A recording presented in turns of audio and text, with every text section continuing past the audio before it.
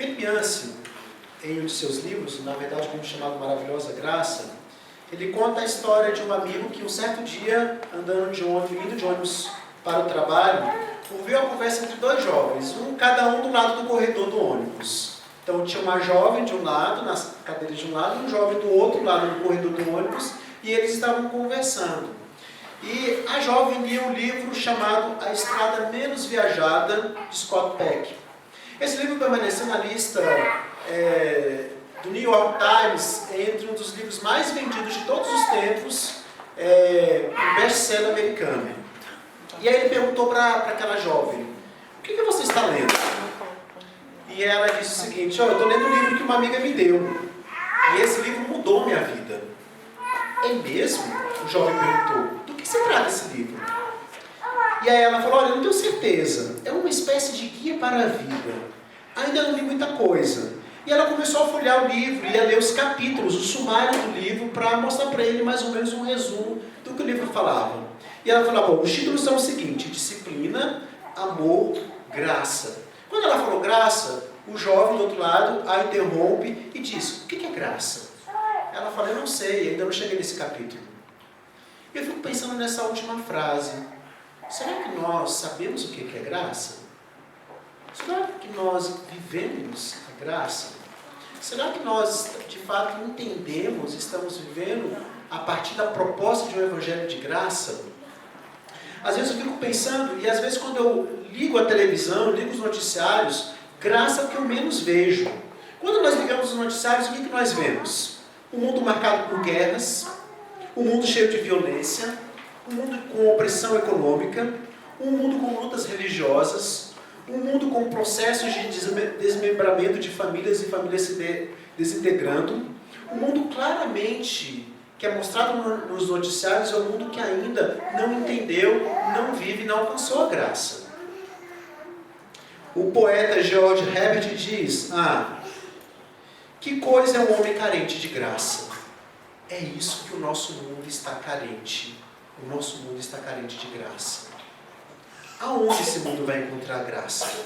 Quando nós olhamos para o Evangelho de João, ele fala assim, pois a lei foi dada por intermédio de Moisés, a graça e a verdade vieram por meio de Jesus Cristo.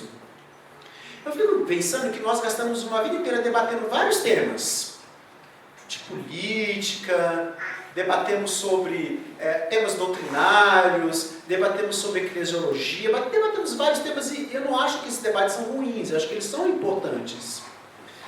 Cada um defendendo, decretando a sua verdade particular.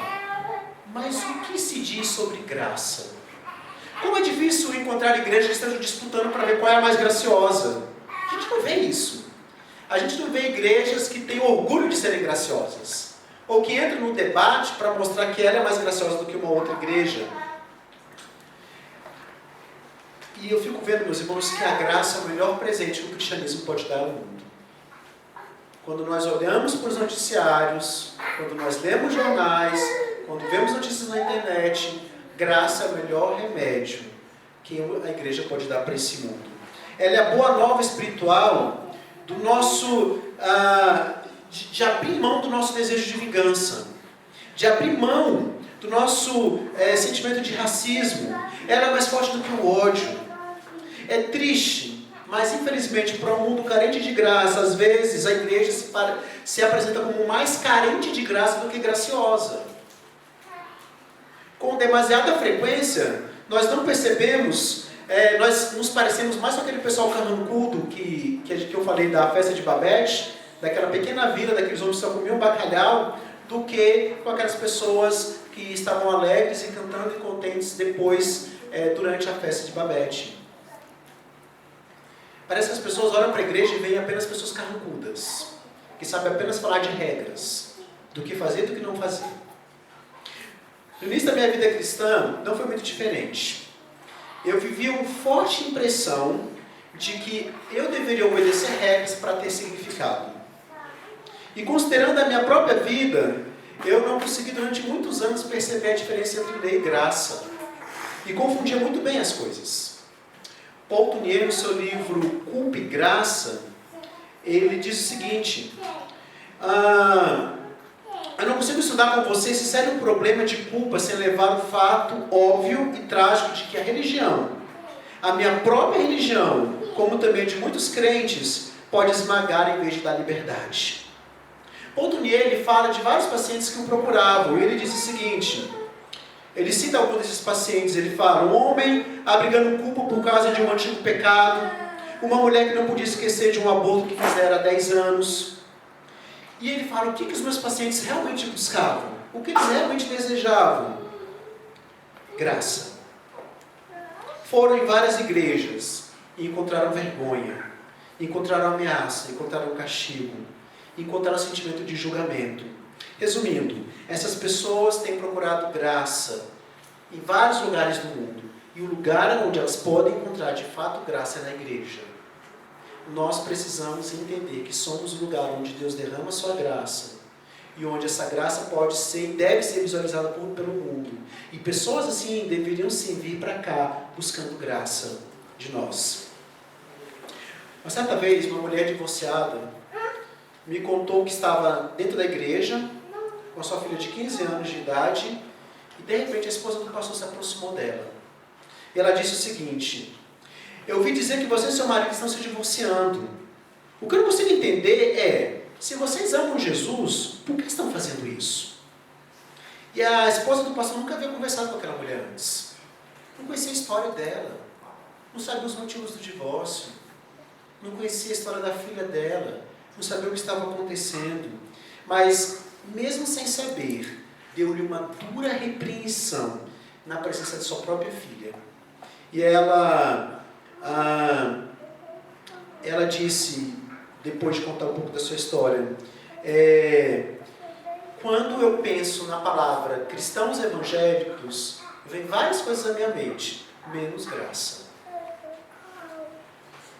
Geralmente vem o que na nossa mente quando nós falamos de evangélicos? Debates políticos, ativistas barulhentos a favor da vida e contra o aborto, oponentes dos direitos dos homossexuais, proponentes que buscam censurar a internet. Ou seja, eu não estou dizendo que essas coisas são erradas ou que nós não devemos lutar por isso. Mas estou dizendo que, será que é só isso que a igreja é? Será que quando as pessoas olham para a igreja, elas veem apenas uma referência moral? Ou será que as pessoas também conseguem ver graça? Será que um homossexual consegue entender que aqui ele pode achar graça? Pode achar um convite a estar conosco, a ser ajudado a caminhar na vida? Será que uma mulher que fez um aborto também pode pensar o mesmo? Uma pessoa que está passando por um divórcio? Dificilmente eu ouço da igreja uma descrição que mostra a igreja como um lugar onde há fragrância de graça. Geralmente, quando se fala da igreja, fala-se apenas de questões de regras morais. De obedecer ou de não obedecer. De certo e de errado. Mais uma vez eu coloco, não estou dizendo que essas coisas são erradas. Eu só fico preocupado do porquê as pessoas resumirem a igreja só a isso. Tem um antigo humorista chamado Herman Bombeck, que ele nos dá uma pista disso. Ele fala o seguinte, domingo passado na igreja, eu prestava atenção a uma criança, que se virava para trás e sorria para todos. Ela não estava fazendo nenhum barulho, não estava cantarolando ou chutando, nem rasgando os inários, nem mexendo na bolsa da mãe, apenas sorrindo. Finalmente sua mãe olhou para ela com cara feia, e num sussurro teatral que poderia ser ouvido no pequeno teatro da Broadway, disse, pare de sorrir. Você está na igreja. Em seguida dele um tapa. E quando as lágrimas começaram a rolar pela face da criança, a mãe acrescentou, assim é melhor. E retornou às suas orações. Subitamente eu fiquei zangado. Percebi que o mundo inteiro está em lágrimas. E se você não está chorando, é melhor começar. Eu quis abraçar aquela criança com o rosto molhado de lágrimas e lhe falar a respeito do meu Deus, o Deus feliz, o Deus sorridente, o Deus que precisa ter senso de humor para ter criado gente como nós. Por tradição, as pessoas usam a fé com a solenidade de acompanhamento de enterro e seriedade de uma máscara trágica e a dedicação de um participante do rótulo. Que loucura, eu pensei. Aqui está uma mulher sentada ao lado de da única luz ainda existente em nossa civilização, a única esperança, o nosso único milagre, nossa única promessa de infinidade, Se ela não podia sorrir na igreja, aonde então ela deveria ir?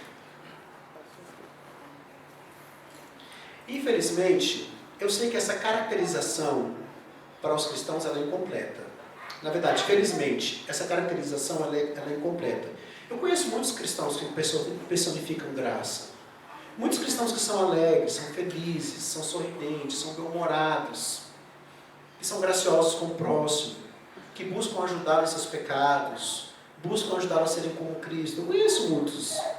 Mas em algum ponto da história, a igreja conseguiu receber essa reputação de carrancuda, de não sorridente, de não graciosa, mais do que qualquer outra coisa.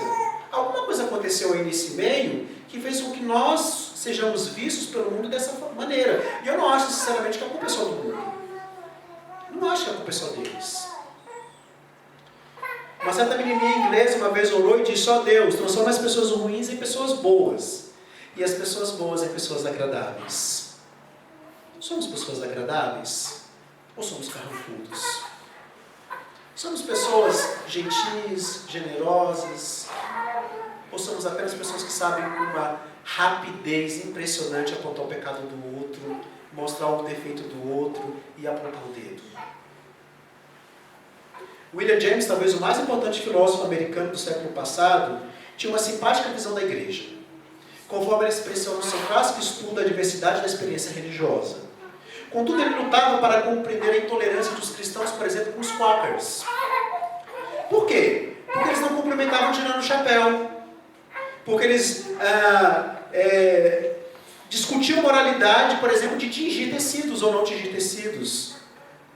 E ele escreveu então a respeito do asceticismo de um padre francês do interior que decidiu que nunca cheiraria uma flor, nunca beberia quando estivesse morrendo de sede, nunca espantaria uma mosca, nunca demonstraria nojo diante de um objeto repugnante, nunca se queixaria de nada que prejudicasse o seu conforto pessoal, nunca se assentaria, nunca se apoiaria em seus cotovelos quando estivesse orando. Ou seja, viveria uma vida que não teria nenhum tipo de prazer, nenhum tipo de alegria. Será que é para isso que Deus nos chama? Para viver esse tipo de vida simplesmente? Será que Deus nos chama para começar a sentir o gozo da eternidade aqui? Começar a sentir a alegria que vamos viver lá aqui? Ou será que a gente encara essa vida apenas como uma passagem para a eternidade? Quando eu olho para o Evangelho, eu não vejo isso. Eu vejo o Evangelho dizendo que aqui é o início. E que nós temos que começar a viver aqui, que nós vamos viver lá. E parte do que nós vamos viver lá é gozo, alegria, felicidade, sorriso nos lábios. O famoso místico São João da Cruz aconselhava os crentes a mortificar toda alegria, toda esperança, voltando-se para o que não mais agrada, mas sim para o que desagrada, a desprezar-se, a desejar que os outros o desprezem. Muitas vezes, meus irmãos, é isso que o mundo tem visto em nós. Um povo sem graça, em todos os sentidos. Um sal sem sabor. E isso é o que os falsos mestres estavam querendo impor aos Gálatas e contra quem Paulo tanto luta. Paulo continua então aqui o seu embate para apresentar o Evangelho da Graça mais uma vez. Para mostrar que esse Evangelho dá alegria. Que nesse Evangelho há cuidado, há compreensão, há Cristo, há cruz. Na maior parte dos capítulos 1 e 2 que nós lemos até aqui e estudamos, Paulo defendeu a origem divina da sua missão e a sua mensagem apostólica. Ele afirmava que elas vieram de Deus e insiste, elas vieram independente dos homens. Agora ele volta-se para os Gálatas e para a infidelidade dos Gálatas. Os Gálatas estavam sendo infiéis para com o Evangelho que eles haviam aceitado no começo. Eles haviam aceitado com alegria. Eles haviam entendido que era uma obra de Deus, mas agora eles querem continuar em suas próprias obras. E Paulo está então chamando a atenção deles para isso. Paulo está querendo dizer, não é só a justificação que é obra de Deus, a santificação também é obra de Deus. Vocês entenderam a justificação, mas vocês estão achando que a santificação é apenas um esforço pessoal de vocês. E que vocês são responsáveis por se tornarem mais santos, sem dependerem de Cristo. O afastamento dos Gálatas, de acordo com Paulo, aqui nesse capítulo, nesse trecho que nós acabamos de ler, não era apenas um ato de traição, era um ato de loucura. Ele começa dizendo, ó Gálatas insensatos, ó Gálatas loucos, vocês estão abandonando o Evangelho que no início vocês aceitaram com tanta alegria, achando que agora vocês continuam o projeto. Os Gálatas estavam aceitando a doutrina dos judaizantes, adotando a opinião de que a obra de Cristo precisava ser complementada por obras humanas. E essa posição era totalmente contraditória para com o Evangelho. A linguagem que Paulo usa aqui é uma linguagem de alguém que está perplexo. Como assim alguém que teve Cristo exposto pela pregação diante dos seus próprios olhos, agora está negando esse Cristo? Como assim alguém que entende que Cristo fez a obra no seu coração, agora acha que ele é que tem que fazer a continuidade da obra? Como assim alguém que está querendo acrescentar algo ao que o próprio Cristo fez? Isso é o Evangelho, meus irmãos. Uma proclamação específica de Jesus Cristo como crucificado. A obra de Cristo foi completa na cruz. Seus benefícios serão sempre atuais, sempre válidos, sempre disponíveis. Os pecadores podem ser justificados diante de Deus e por Deus. E por nenhuma obra da parte dos pecadores, mas apenas por causa da obra expiatória de Cristo. Não em virtude do que eles fizeram, do que podem fazer, mas por causa do que Cristo fez ao morrer na cruz do Calvário. O Evangelho não é apenas um bom conselho aos homens, mas as boas novas acerca de Cristo. Não é apenas um convite para fazer alguma coisa, mas uma declaração do que Deus já fez. Não é apenas uma exigência, é uma oferta. Os Gálatas não estavam entendendo isso. E Paulo agora está denunciando a falta de senso dos Gálatas, a loucura deles. Paulo então agora vai nos apresentar o seguinte tema que eu quero trabalhar com vocês essa manhã. Não abandonem o Evangelho. Não abandonem o Evangelho. É o que o apóstolo Paulo vai dizer aos Gálatas e dizer para todos nós nesta manhã. E ele faz alguns apontamentos a partir dessa proposta de não abandonar o Evangelho. Vamos a eles? O primeiro apontamento que Paulo faz no texto é: a salvação é uma obra completa e exclusiva de Deus. A salvação é uma obra completa e exclusiva de Deus. Versículo de 1 a 5. Relê comigo aí. Ó Gálatas insensatos, quem vos fascinou a vós outros, antes cujos olhos foi Jesus Cristo exposto como crucificado? Quero apenas saber isso de vós. Recebeste o Espírito pelas obras da lei ou pela pregação da fé? Sois assim insensatos que, tendo conversado no Espírito, estejais agora vos aperfeiçoando na carne? Então não é sido em vão que tantas coisas sofrestes, se na verdade foram em vão? Aquele, pois, que vos concede o Espírito e que opera milagres entre vós, porventura faz pelas obras da lei ou pela pregação da fé? Paulo está fazendo questionamentos, né? A maneira como ele escreve em forma de perguntas é uma proposta de levar os Gálatas à reflexão, fazendo questionamento aos próprios Gálatas. Ele está fazendo questionamentos a respeito de como eles receberam o Espírito Santo. E a conclusão que ele os leva a chegar é que não houve nenhuma obra da parte deles para receber o Espírito Santo. Não houve nenhum esforço pessoal. Eles não fizeram nada para receber o Espírito Santo. Tudo é obra de Deus. O Espírito Santo foi dado a eles. Foi o projeto, a ação, o movimento, foi tudo de Deus. Há um contraste entre a lei e o Evangelho. A lei diz, faça isso. O Evangelho diz, Cristo já fez tudo. A lei exige obras humanas. O Evangelho exige fé na realização do que Cristo fez. A lei faz exigências e nos incita a obedecer. O Evangelho faz promessas e nos incita a crer. Assim, a lei e o Evangelho se opõem um ao outro. Quem deu o Espírito Santo? Ele fala no versículo 5. Aquele, pois, que vos concede o Espírito e que opera milagres entre vós, porventura faz pelas obras da lei ou pela pregação da fé? Deus deu o Espírito a vocês. O projeto é dele, a obra dele, o mover é dele, a ação é dele, o milagre é dele. E vocês receberam isso por meio da pregação da fé, não foi pelas obras da lei. Tudo é obra de Deus. Deus nos concede o Espírito Santo, não porque nós obedecemos à lei, mas porque cremos no Evangelho. Paulo foi à Galácia e ele pregou o Evangelho, expondo Cristo crucificado. Ele fala isso no versículo 1: quem vos fascinou a vós outros, antes cujos olhos foi Jesus Cristo exposto como crucificado? Ou seja, Paulo havia fundado a igreja, exposto Jesus Cristo como crucificado, e ele fala assim: olha, vocês agora estão fascinados com uma outra proposta. Vocês tiveram Cristo diante dos olhos de vocês pela pregação, exposto como crucificado, e agora vocês estão sendo insensatos, loucos, sendo fascinados por uma outra proposta. O que ele está querendo dizer é como se fosse meio que uma mágica que estavam fazendo. É uma ideia meio assim, esse pessoal com seus feitiços estão fascinando vocês. Vocês olham para eles e ficam fascinados. Fascinados com uma proposta deles, com o perfil deles, com o jeito como eles são. Vocês estão fascinados. E ele fala, isso é tolice, falta de sabedoria, insensatez. Vocês creram no Evangelho, confiaram em Cristo, no Cristo apresentado no Evangelho, receberam o Espírito Santo, portanto vocês não precisam mais se submeter à circuncisão ou obedecer à lei para continuar esse projeto.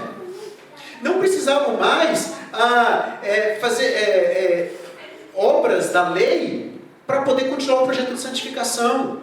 Tudo que fizeram foi ouvir e crer no Evangelho, e o Espírito foi concedido a vocês. Então a conclusão é, como tendo começado no Evangelho, então não se voltem para a lei, imaginando que a lei vai ser necessária para suplementar o Evangelho. Agir assim não é um melhoramento, é uma degeneração. Vocês estão se degenerando por achar que precisam complementar o que Cristo já fez. Por meio da pregação, vocês sabem quem Cristo é. O Cristo crucificado por causa dos seus pecados. Então, observe que a essência da mensagem não é como viver. Vocês estão percebendo isso? Paulo está dizendo aqui aos Gálatas, pelo menos nesse momento, como viver. Mas a essência do que ele está querendo dizer é o que Cristo fez por nós na cruz, o que Cristo viveu. Não é a sua obra, é a obra de Cristo. O Evangelho é mais um anúncio de acontecimentos históricos do que instruções sobre como viver. É a proclamação do que foi feito em nosso favor, mais do que uma orientação do que devemos fazer. Quando Paulo fala que o Evangelho foi exposto, o termo aqui pode ser traduzido também como detalhadamente retratado. É claramente retratado. Ou seja, vocês entenderam claramente o Evangelho. Vocês conheceram, tiveram acesso de forma detalhada à proposta do Evangelho. Por que agora estão abandonando esse Evangelho e buscando viver conforme a lei? Achando que a lei vai suplementar o que Cristo fez na cruz. Então o cristão não é alguém que sabe sobre Jesus, mas alguém que o viu na cruz. Nosso coração se emociona quando vemos não só que ele morreu, mas que morreu por nós. Um cristão é alguém que, quando se depara com essa realidade, o seu coração não pode deixar de se emocionar, porque ele entende que foi uma coisa pessoal. Cristo não morreu só por um povo, morreu por ele também. Não foi só uma proposta comunitária, foi também uma proposta individual. Há uma relação pessoal minha com Cristo. Somos salvos quando paramos de confiar em nossos esforços morais, ou paramos de confiar na lei, para confiarmos na obra de Cristo, que cria uma motivação inteiramente nova para tudo que fazemos. Passamos a viver para Deus, e não mais para nós mesmos. Não somos apenas salvos pelo Evangelho, mas também crescemos no Evangelho. Paulo está dizendo que não começamos pela fé, para depois prosseguir nosso próprio entendimento por meio de obras, para depois desenvolver o nosso próprio crescimento. Paulo quer dizer que nós dependemos do Evangelho a vida inteira. Nós dependemos para crer, para conhecer Jesus, dependemos para viver para a glória de Deus. Nós não somos apenas justificados por Cristo Jesus, nós somos santificados por Ele também. Ou seja, nunca devemos deixar o Evangelho para trás. Eu fico pensando, às vezes, gente, a gente começa com tanta empolgação, né? Às vezes a gente começa na fé com tanta empolgação, a gente começa numa igreja nova com tanta empolgação, e com o tempo a gente vai se afastando desse Evangelho. A gente vai achando que não depende mais. Sabe, vou ser bem sincero com você, sabe que é uma maneira muito clara, muito objetiva, de perceber que as pessoas não acham que precisam mais do Evangelho, quando elas não estão mais presentes nos cultos públicos. Quando elas acham que não precisam mais da pregação do Evangelho. Não, eu posso viver o domingo do jeito que eu quero. Eu vou fazer uma coisa, ler uma outra coisa, assistir uma outra coisa, porque eu não preciso tanto do Evangelho. Eu sei que você não vai admitir isso nunca. Você não vai dizer para mim que pensa assim, que sente assim, você não vai dizer. Talvez você nem mesmo tenha consciência disso. Mas é isso que é revelado através da sua atitude. Que você não precisa do Evangelho. E que você pode, por si próprio, se esforçar para ser melhor. Se você faz isso, você está fazendo a mesma coisa que os judaizantes do século I. Não, nós precisávamos do Evangelho no começo. Agora a gente pode viver por conta própria. Eu não preciso tanto dos sacramentos, eu não preciso tanto da pregação da palavra, eu não preciso tanto do ensino da palavra, eu não preciso tanto do aconselhamento da palavra, eu posso viver com o meu próprio esforço. Domingo é mais uma programação na minha agenda. A minha semana é no giro em torno do domingo. É mais uma programação. Se der, eu vou, se não der, não é tão prioridade assim. Quando dá, eu estou lá. Quando nós fazemos isso, nós estamos falando claramente, não preciso do Evangelho pregado. Eu não preciso todos os domingos, constantemente, ver Cristo crucificado diante dos meus olhos. Eu não preciso. Eu vivo por conta própria. Você está sendo insensato, louco, enfeitiçado pela proposta deste mundo. É isso que está acontecendo com você. Então, ter fé no Evangelho não é simplesmente concordar com as afirmações sobre Cristo, mas parar de tentar obter salvação pela observação da própria lei e do seu próprio desempenho. A palavra que Paulo usa para aperfeiçoamento na carne, aqui no versículo 3, significa acabamento. O que ele está querendo dizer é o seguinte: vocês acham o seguinte, eu precisei do Evangelho no começo, mas agora eu faço o meu próprio acabamento. Eu mesmo mudo, melhoro as coisas em mim. Eu precisei do Evangelho para dar um start, para abrir os olhos, mas agora eu continuo a obra. Ele descreve o uso, isso como sendo um uso normal em nossas vidas.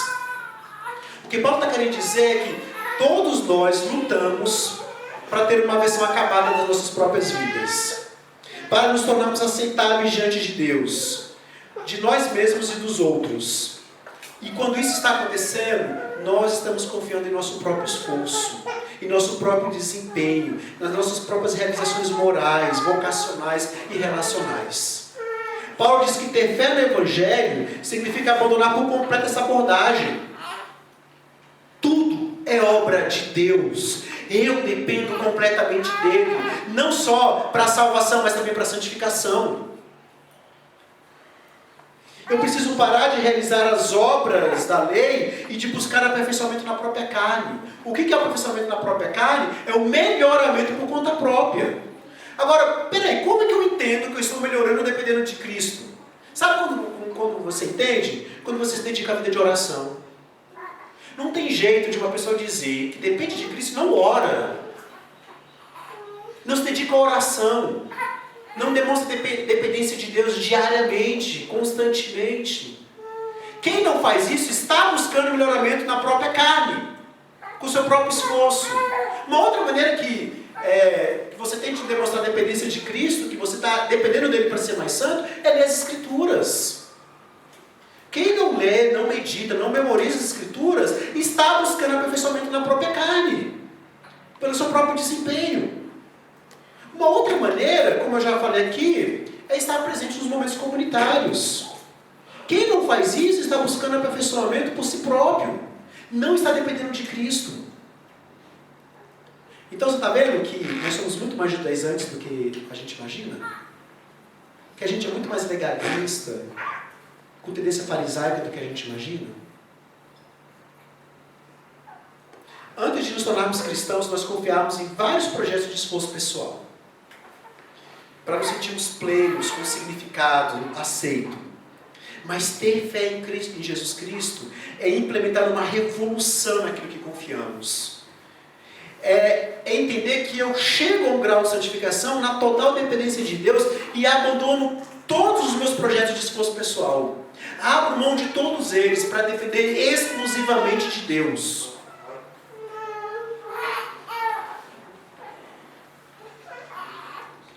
Como muitos de nós começamos bem, ouvimos bem as boas novas do Evangelho, entendemos as boas novas do Evangelho, fomos convertidos, mas acabamos nos tornando insensatos, seduzidos pelos projetos de melhoria pessoal baseados no humanismo.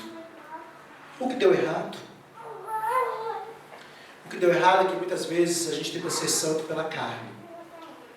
nos esquecemos do Evangelho, paramos de crer, de buscar a plenitude para empenhar os nossos próprios esforços, para confiar em nós mesmos.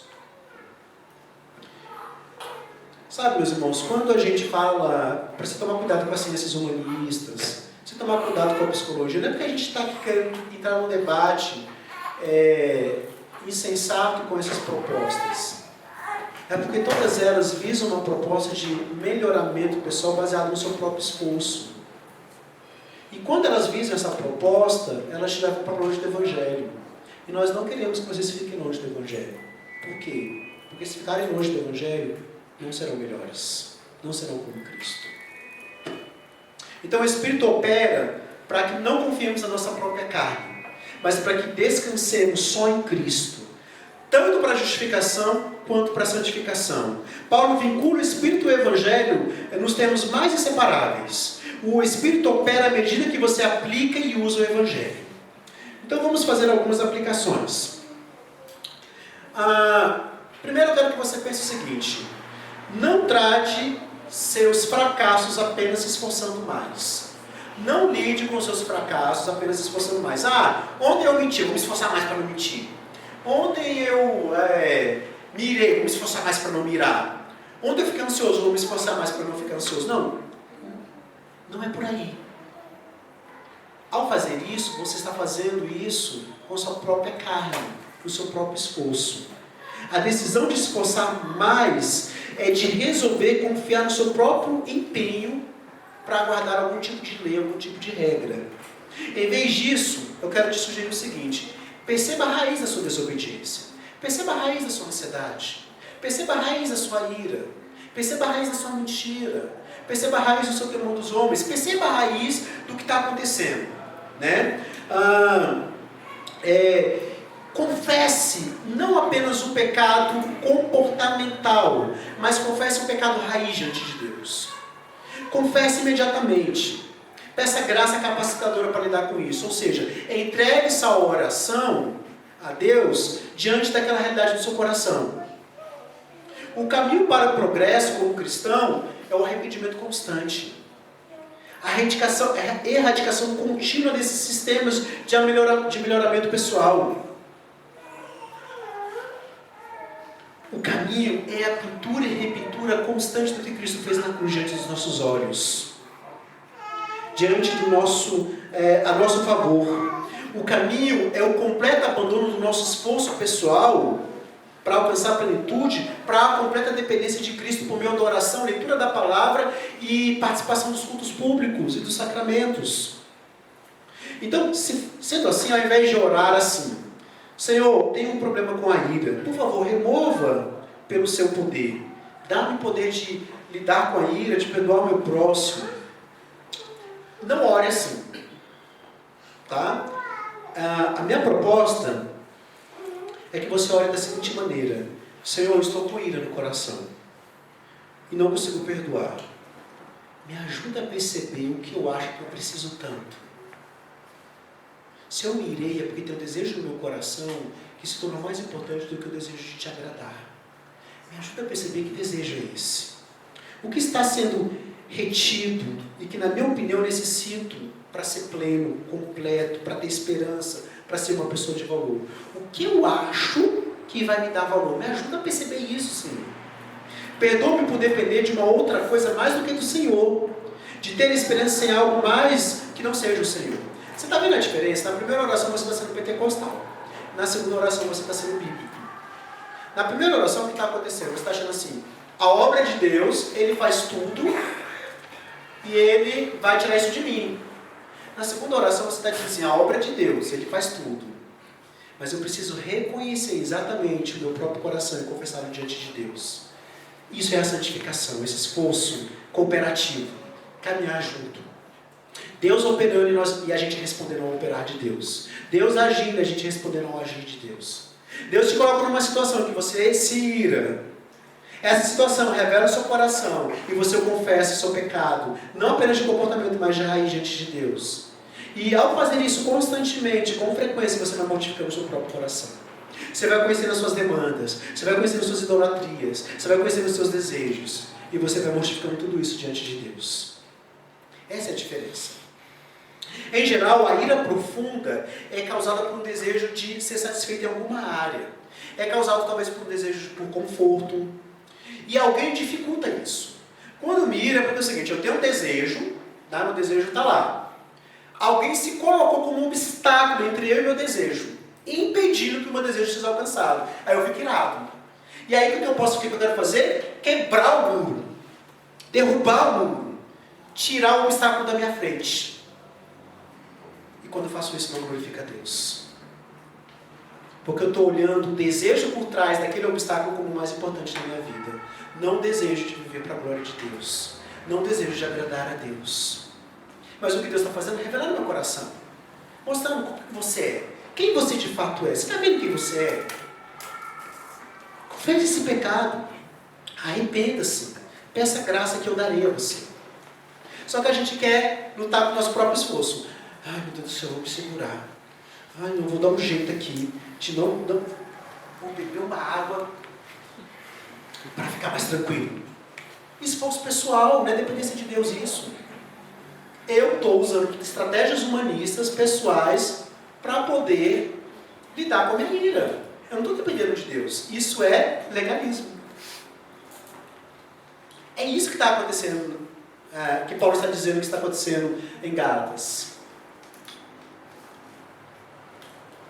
A solução não é se esforçar mais para controlar a ira, mas sim se arrepender da sua justiça própria, da falta de regozijo na obra completa de Cristo, ambas encontradas na raiz da ira.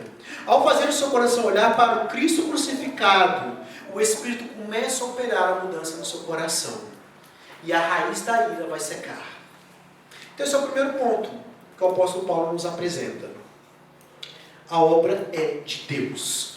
De justificação, de santificação, é de Deus. Segundo ponto, as Escrituras do Antigo Testamento testificam a salvação pela fé. As Escrituras do Antigo Testamento também testificam a salvação pela fé, também testificam a graça. Versículo 6 ao 12.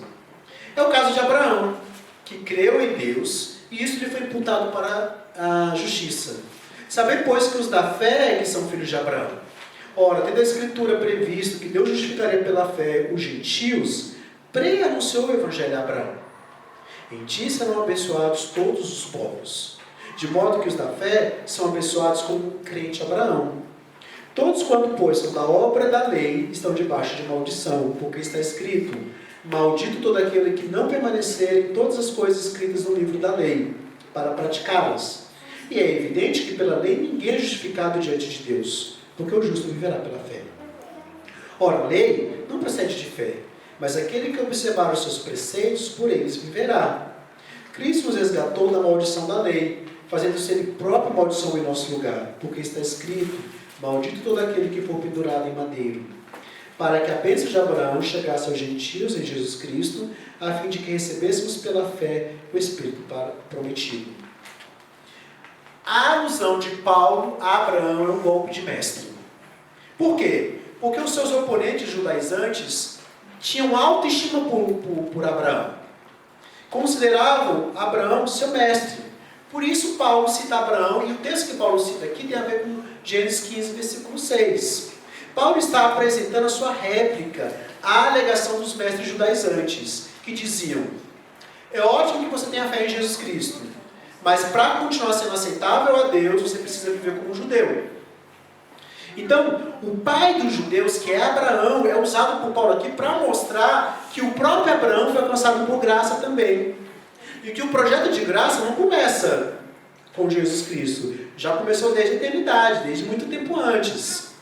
O povo de Israel começa quando Deus promete a seu ancestral Abraão que faria a partir dele uma grande nação, vivendo em uma terra dada e abençoada por Deus. Então vamos voltar um pouco no tempo. Abraão estava velho já e não tinha filhos. Mas Deus promete um filho a Abraão. E Deus promete uma semente para toda a posteridade de Abraão. Então um dia Deus chamou Abraão para fora da sua tenda e disse que contasse as estrelas do céu. Então ele declara: assim será a sua posteridade. E Abraão creu na promessa de Deus. E isso foi imputado para a justiça. O termo imputado tem dois significados. O primeiro deles é declarado, contabilizado. Era utilizado como termo contábil, né? Quando se queria dizer que o dinheiro estava sendo recebido e contado para um pagamento para um determinado fim. Era uma espécie de poupança. Ou ele poderia também ser usado para conferir status a algo que não tinha antes. Por exemplo, quando você faz leasing de um carro, né, aquelas prestações que você vai pagando, ao final elas são computadas na compra do carro. Ao final, que você paga o leasing, é te dado o status de dono do carro. Essa é a ideia. Quando ele fala imputado, foi dado um status diferente para Abraão. Um status de um homem justo. Um status de um homem livrado da condenação. Então, pensa bem. Abraão não adquiriu por obra dele. Porque ele, de alguma maneira, se esforçou por isso. Deus deu a ele, foi-lhe imputado, foi colocado sobre ele esse status de um homem alcançado de forma graciosa e um homem, então, que seria considerado como justo e viveria não mais uma vida para condenação, mas uma vida para salvação. Vamos ver atentamente o que aconteceu. Deus fez uma promessa a Abraão. E essa promessa é ilustrada diante dos seus olhos, com as estrelas do céu, né? Abraão creu em Deus, apesar de uma inerente improbabilidade da promessa ser cumprida, do ponto de vista humano, mas Abraão descansou na fidelidade de Deus. A fé de Abraão foi conhecida como justiça, isto é, ele foi aceito como justo pela fé. Ele não foi justificado porque fez alguma coisa para merecer, ou porque foi circuncidado, ou porque guardou a lei. Na verdade, nem havia ainda a lei, chamada lei de Moisés, né? Mas simplesmente porque creu em Deus. E na verdade a circuncisão ainda não havia sido colocada ainda. Ela passa a ser colocada depois. Ou seja, não foi porque Abraão seguiu ou não esses preceitos que ele foi considerado justo, mas porque isso foi imputado por Deus, foi dado por Deus. Isso vai muito além da chamada religião tradicional, porque ela se baseia em dois pilares. Ou eu vivo da maneira certa, portanto agradando a Deus, me torno aceitável a Deus, ou ela fala o seguinte: ou eu vivo de um modo injusto e portanto sou separado de Deus. O que Paulo está nos mostrando que é possível ser amado e aceito por Deus, embora ainda como pecadores imperfeitos. Quando Deus nos alcança em graça, nós éramos pecadores e imperfeitos, e Ele nos dá o status de santos e perfeitos. Por obra nossa? Não, por obra de Cristo. É isso que acontece com a gente. Nós recebemos o status de justificado, de santificado, e isso é atribuído a nós. Até um certo ponto que os nossos corações se inclinam para isso também. Então nós não nos autopurificamos. A justiça é atribuída. Nós a recebemos quando ainda pecadores. E aí Paulo cita Gênesis 12, 3, que ele fala que a bênção seria estendida para todas as nações. Que bênção é essa? A bênção da justificação. Em todas as nações haverá pessoas justificadas. Em todas elas. Os verbos justificar e abençoar, aqui no versículo 8, são usados como equivalentes. Ou seja, o meio pelo qual essa bênção seria herdada é pela fé, que era a única forma dos gentios herdarem a bênção de Abraão, uma vez que Abraão era o pai de uma raça judaica. Então os gentios abraçam, não por descendência física de Abraão, mas por descendência espiritual de Abraão. Eles abraçam a mesma fé de Abraão. Portanto, são justificados assim como Abraão. Talvez os judaizantes estivessem dizendo aos gálatas, convertidos, que deveriam se tornar filhos de Abraão através da circuncisão. E o que Paulo está dizendo é que não, nada disso. Vocês já são filhos de Abraão. E são filhos não pela circuncisão, mas pela fé. Os versos de 7 a 8 afirmam que o verdadeiro filho de Abraão não são a posteridade física, mas sim a prole espiritual. Homens e mulheres que compartilham da mesma fé, os crentes em Cristo Jesus. Esses são os descendentes de Abraão. Então, tudo isso diz o apóstolo Paulo. Os gálatas deveriam saber. Tudo isso nós, igreja, devemos saber. Nunca devemos ser tão insensatos quanto os Gálatas estavam sendo. Jamais deveríamos ter nos colocados debaixo do feitiço dos falsos mestres e ficar encantado pelo que eles apresentam. Na verdade, nós devemos ter sempre Cristo crucificado diante dos nossos olhos, para não nos encantarmos pela proposta do humanismo, do farisaísmo, do legalismo, do perfeccionismo, ou o que quer que seja. Na verdade, devemos sempre perceber que a proposta legalista contradiz o Evangelho. Então o que importa não é a linhagem física de Abraão, mas a fé. Como que é essa fé? Abraão não confiou em Deus como se estivesse dando um voto de confiança a Deus. Eu vou sair da minha parentela e vou ver o que dá. Não foi esse tipo de confiança que Abraão teve em Deus. Abraão precisou confiar toda a sua vida, todas as áreas da sua vida, todo o seu ser a Deus. Você tem confiado em todas as áreas da sua vida a Deus? Você confia o seu emprego a Deus? O seu dinheiro? A sua reputação? A sua saúde? Confia em todas as áreas, porque essa é a confiança que Abraão teve. E é essa confiança que os seus descendentes, que os seus filhos espirituais também devem ter. Não se pode crer nas palavras de Deus sem acreditar que Deus existe. Mas é possível acreditar que Deus existe sem acreditar na palavra de Deus. Sabe qual é o tipo de ateu? É o ateu que está dentro da igreja. É o ateu que diz que acredita em Deus, mas vive como se Deus não existisse. Eu espero que você não seja assim. Que vê Cristo crucificado diante dos seus olhos no meio da pregação, que diz que Deus existe, que fala de Deus, mas que está vivendo como se ele não existisse. Esses são ateus práticos. São os piores. Porque eles acham que são crentes.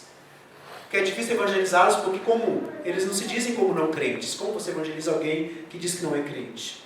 Como você evangeliza alguém que tem a aparência de crente, que tem cheiro de crente, tem cara de crente, mas que vive como não crente? Como você evangeliza alguém que não vive pela fé de Abraão, mas vive pela fé em si próprio? Pela fé no seu próprio esforço, no seu próprio desempenho? Muito difícil. A fé salvadora é depositada na provisão de Deus, não em nosso desempenho. Então, olha para Abraão. Ele não tinha filhos, sua esposa era estéril, mas Deus prometeu uma descendência que seria tão inumerável quanto as estrelas do céu. Deus entraria na história e faria um feito poderoso na vida de Abraão, sem depender em nada da capacidade humana de Abraão para ter aquele filho. A promessa de um herdeiro dependia inteiramente de Deus e não de Abraão. Ele tinha apenas que crer em Deus. Como você quer viver? Como uma pessoa de fé ou pelas obras da carne? Se pergunte, pelo que você tem vivido? No que a sua vida é baseada? O que se você perdesse faria com que sua vida perdesse sentido? Essas perguntas vão revelar o fundamento da sua vida. Quem vive baseado no próprio desempenho vive debaixo de maldição, é o que ele fala aqui. E essa maldição pode ter dois aspectos. O primeiro deles é teológico. Aquele que vive baseado no seu próprio esforço, vive sempre uma crise com relação ao que de fato deve viver para agradar a Deus. Porque olha o raciocínio que Paulo apresenta aqui. Ele fala assim, olha, para você que vive pela lei, para não ser amaldiçoado, você tem que seguir completamente a lei. E isso não pode ser feito, isso é impossível. Então quem busca viver pelo desempenho traz o quê? Maldição sobre si próprio. Porque ele quer viver pelo seu próprio desempenho, ele quer promover sua própria santidade, mas não consegue. E ele vive sempre debaixo da maldição da sua própria lei. E em termos psicológicos, aquele que vive pela lei vive em profunda ansiedade, insegurança. Porque nunca pode ter certeza de que está vivendo suficientemente à altura dos padrões da lei, quaisquer que sejam. Seja a lei do Antigo Testamento, seja a sua própria lei, seja a lei de alguém. Pessoas assim são super sensíveis à crítica. Ficam intimidadas e têm inveja de quem as ofusca.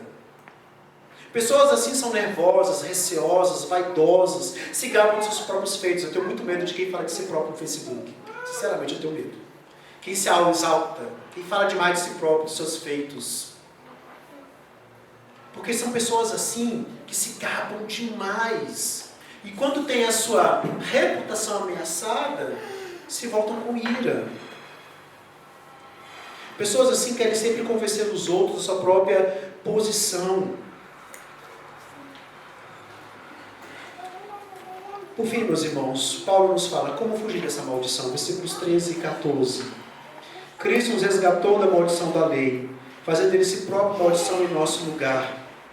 Porque está escrito: maldito todo aquele que for pendurado em madeiro, para que a bênção de Abraão chegasse aos gentios em Jesus Cristo, a fim de que recebêssemos pela fé o Espírito prometido. Paulo aqui cita Deuteronômio 21, 23. Deuteronômio 21, 23 fala que aquele que é pendurado no madeiro é amaldiçoado por Deus. O que acontecia no Antigo Testamento? Quando se executava alguém, costumava ser por apedrejamento. O corpo então era pendurado em uma árvore fora da cidade como símbolo de rejeição divina. Não é que o corpo fosse amaldiçoado por estar pendurado. Ele estava pendurado porque já era amaldiçoado. Então, estar pendurado é uma consequência de ser amaldiçoado. Então, Paulo estabelece a ligação disso com Cristo, cuja execução foi no madeiro, fora da cidade, para que ele experimentasse a maldição da rejeição divina.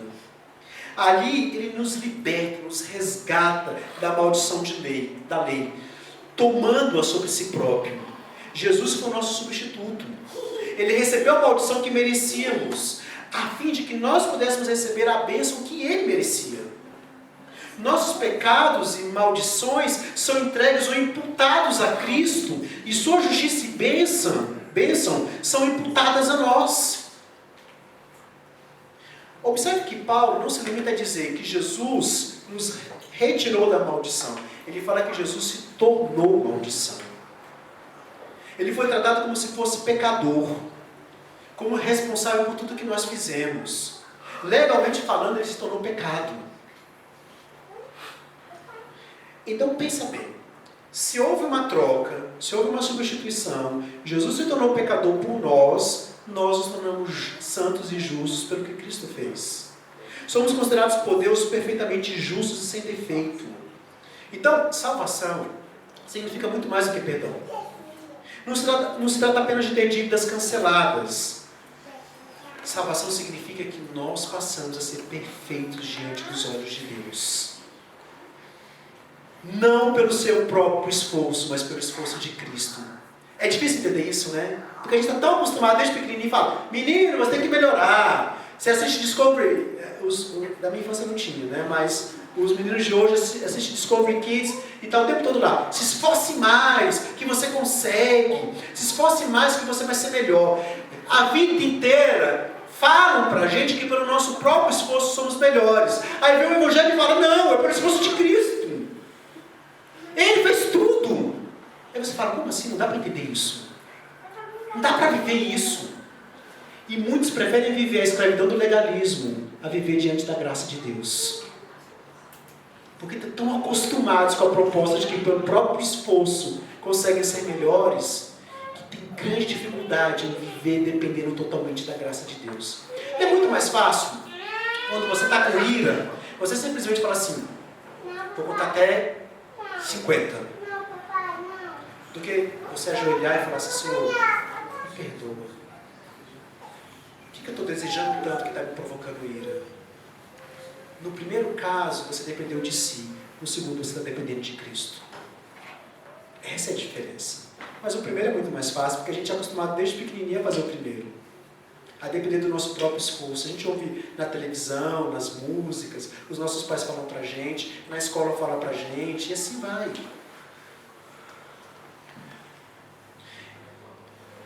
Portanto, nós devemos começar confiando na morte de Cristo e continuar confiando na morte de Cristo. Começar confiando na morte de Cristo e continuar confiando em nossos próprios esforços é insensatez, é loucura, é estar enfeitiçado. Prosseguimos como começamos, tendo o coração amolecido, moldado pelo conhecimento e pela confiança no Cristo crucificado. Então para de viver baseado no seu próprio desempenho. Para de ser escravo do legalismo. Para de achar que você consegue ser autossuficiente. Para de achar que você consegue se esforçar para ser alguém melhor. Para com isso e insensatez, isso é loucura. Cristo te chama à liberdade. Cristo te chama para viver na dependência dele. Cristo te chama para entender a crucificação e viver a crucificação diariamente na sua vida. A proposta aqui é de liberdade, não é de escravidão. O legalismo oprime. Muitos cristãos vivem versões compulsivas, escrupulosas da vida cristã. Muitos ensinam distorções do verdadeiro evangelho do Senhor, totalmente isentas de graça. A vida da igreja legalista é autoritária, mal orientada quanto ao discipulado. Ela alimenta a fidelidade a códigos e padrões humanos, como prova de salvação. O legalismo despreza a graça de Deus, exalta os desejos da carne, exalta a performance hipócrita, o perfeccionismo, a autoexpiação, o julgamento do outro. A carne resiste ao evangelho de Cristo e vive para atuar de acordo com os padrões humanos. Os cristãos costumam oscilar entre viver como pecadores descuidados, e aí a gente vai para o antinomismo, ou viver como fariseus compulsivos. Você deve conhecer cristãos assim, totalmente despreocupados com uma vida de santidade, ou cristãos totalmente absortos, envolvidos para buscar agradar a Deus, ou ser o garoto de recados constantes de Deus para apontar o seu próprio pecado. Você conhece cristãos obcecados por sua própria versão de santidade, absortos em sucessos ou fracassos espirituais, absortos em autodisciplina, olhando para Deus como um tirano que deve ser agradado. Você conhece cristãos que reúnem um pouco de ambos os lados, que veem a vida cristã com um legalismo e aí pensam, não estou à altura disso. Aí quando chegam à conclusão de que não estou à altura daquele legalismo da vida cristã, que eles mesmos se autoimpõem, eles viram liberais e vão para o liberalismo moral e passam a viver baseado nos seus próprios pecados. As Escrituras nos falam, não vá para o extremo da libertinagem, não vá para o extremo do legalismo. Equilíbrio. Dependa de Deus. Confesse os seus pecados. Entenda que você precisa dele constantemente. Você não precisa de Jesus só quando você peca. Você não precisa de Jesus só quando as coisas estão ruins. Você precisa de Jesus o tempo todo. Porque quando você invoca Jesus só quando as coisas estão ruins, fica parecendo que ele é o gênio da lâmpada, que vem ao seu favor quando as coisas não estão boas. Você precisa dele o tempo todo, cada segundo, cada minuto, cada hora, cada dia, cada semana. E nós precisamos do Cristo crucificado diante dos nossos olhos. Nós precisamos do Cristo ressurreto. Nós precisamos de viver para a glória dele. Nós precisamos depender dele. O que nós queremos, meus irmãos, dessa igreja é que nós não caminhemos para os extremos. Eu sei que é muito difícil e eu sei que não vai adiantar uma série de pregações sobre esse tema. O que nós queremos é que as mulheres, por exemplo, que não trabalham fora, não se sintam melhores do que as que trabalham fora. O que nós queremos é que os homens que conseguem estar frequentemente nas atividades religiosas não se sintam melhor do que aqueles que não conseguem. O que nós queremos é que as pessoas que porque conseguem seguir alguns padrões, que nós achamos bíblicos e corretos, não sejam tão duras, tão julgadoras, tão maldosas com aqueles que não conseguem. O que nós também não queremos é que você finja que o irmão que está no pecado não está. O que nós não queremos também é que você não veja o seu irmão vivendo de uma maneira desagradável a Deus e ache que isso é problema dele, eu vou viver a minha vida. O que nós queremos é que você possa sim abordar essas pessoas, mas de uma forma amorosa, graciosa, gentil, que ajude a ser como Cristo. É isso que Paulo queria para a igreja, e é isso que nós queremos também. Oremos.